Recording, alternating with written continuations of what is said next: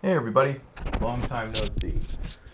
Well, with it being staying home and quarantine, I thought I would give an update on the impact screen that is in the golf simulator.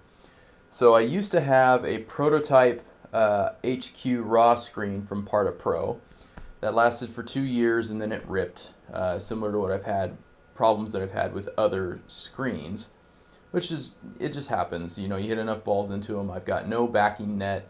I've got a short distance between the hitting area to the screen, and decent ball speed, and they just rip over time, especially when you hit the same area over and over and over and over again. So, anyways, I looked at was getting another screen, and Corey at Par2Pro had mentioned that they have this new material. It's called an SQ Raw, and its feature is that it's much heavier than the standard screen, and so it produces a much quieter noise when the ball impacts the screen, and much less bounce back. And so initially I thought, well, maybe it's just like the West Coast netting screen that I first had that I frayed to death like in just a couple weeks of use because that net just couldn't handle uh, like high quality urethane balls and the amount of spin that they produce. The spin was ripping the net because it was more like a really fine mesh. But this one, if I can show, first let me mention this is an imperfect screen. So as you'll see here, the lines that you're noticing across the screen that look kind of like bad creases, those are actually problems with the stitching, and so it was a discounted screen because of the imperfectness. But I figured it'd be a great cheap screen to try and see if I liked it and how long it would last, and then I could get a perfect finished version from there. So if you can tell, what makes this screen a little bit different is the construction looks more like it's got two layers of material and a layer of thin foam in between it. And I could be wrong but that's the way it looks. And you get this very thick material, especially compared to the other screens that I've had, and it feels like foam. I mean, it feels like foam with some sort of textile material over it. And the result is it is significantly heavier in weight than the old screens, and it is significantly quieter with less bounce back. And for as far as picture quality goes, it's pretty good.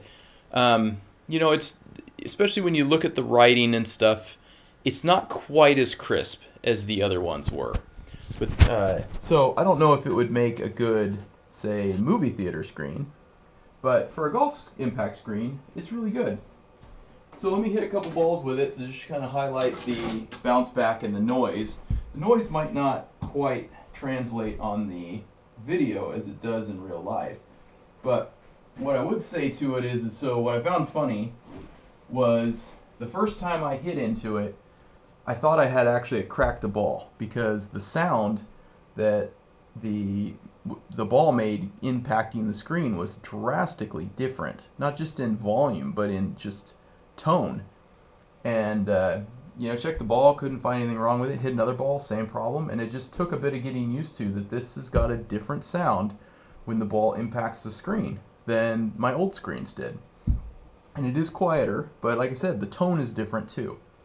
So anyways, let's hit a couple balls. Don't expect anything great. I do not get to hit balls much anymore, so I'm pretty rusty. But we'll give it a go.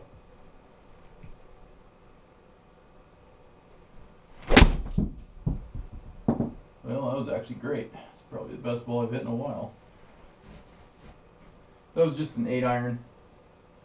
The distance isn't quite what it used to be for me.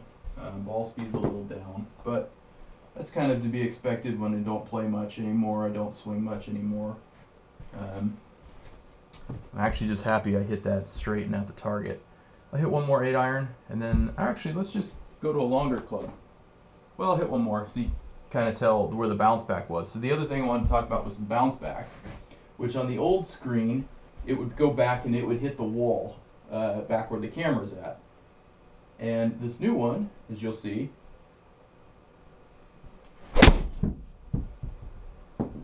2 good balls in a row. So the new one, the ball doesn't even make it to the mat, which is great.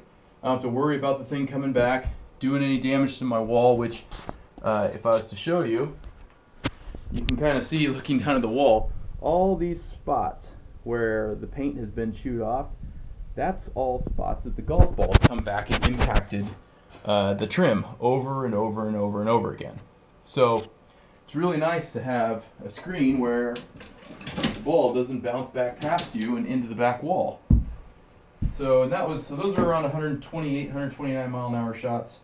Instead of 3-iron, just to show you that higher speed, it still doesn't bounce back really any further than it did with the 8-iron.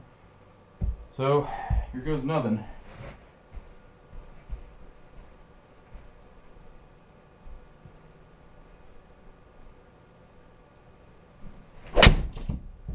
Yeah, not horrible. Not a perfect connection, but it's 150 miles an hour, and the ball's here, you know, didn't even make it to the hitting mat again. So it's great that the screen is quieter, the quality is good, the bounce back is really good. So far, I mean, I haven't hit that many balls into it yet, but so far it seems to be holding up well too. I blocked it out, but that one's a better connection.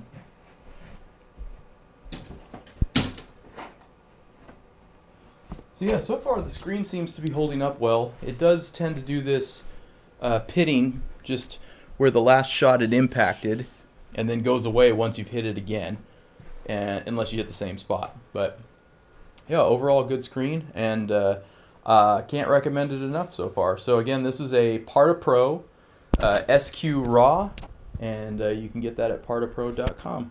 Anyways, thanks everybody. Bye.